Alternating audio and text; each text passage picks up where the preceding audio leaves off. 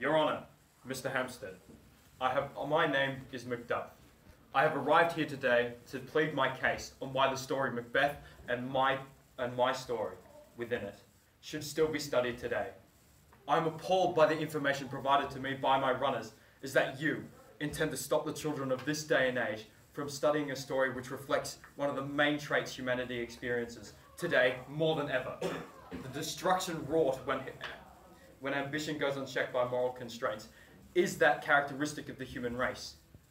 I can see it intoxicating into everything, from politicians to country leaders, and even the media.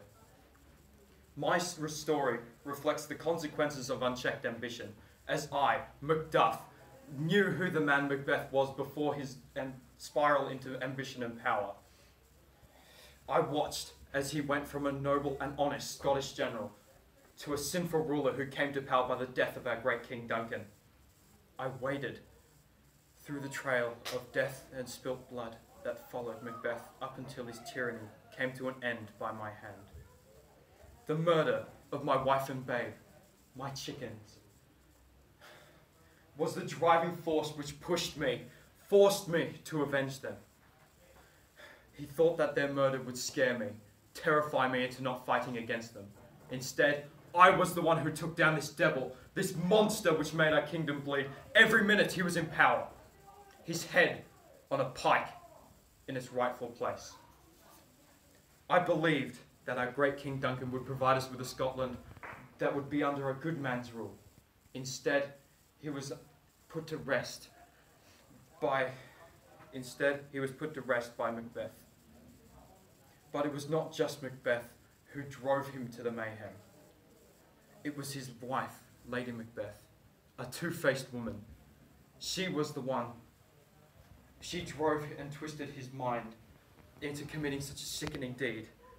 And I am appalled to once be called friend to those wicked eggs. Too full of the milk of human kindness? I think not.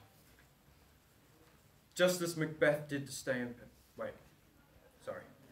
I can see within this modern era the ways which ambition has corrupted people. Dictators ruling with iron fists, squeezing the life out of people who live under them.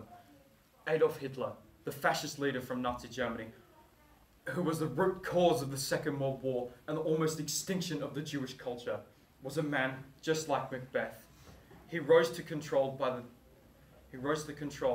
the killing of the Jewish race, blaming them for all of Germany's problems. His power and influence disallowed people to stand against him.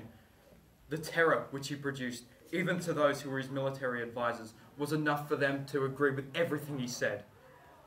Just as Macbeth did to stay in power, killing anyone who opposed his views and ambitions, including the murder of Banquo and my wife and child. In reference to both Macbeth and Hitler, neither parties had the vigilance or the supervision to keep their moralistic behaviours in check. These leaders' moral integrity went unchecked, as Hitler had no one strong enough to oppose his decisions.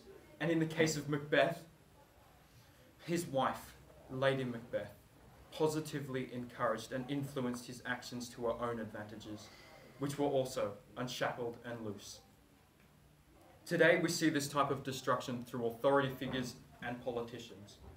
President Trump, the American leader, is a man built up on ambition and power. You, the people, need to stand up if you can perceive that he is going into a spiral of egotistical ambition, just as Macbeth and Hitler did, although it may not look the same, as they both killed for their position of power.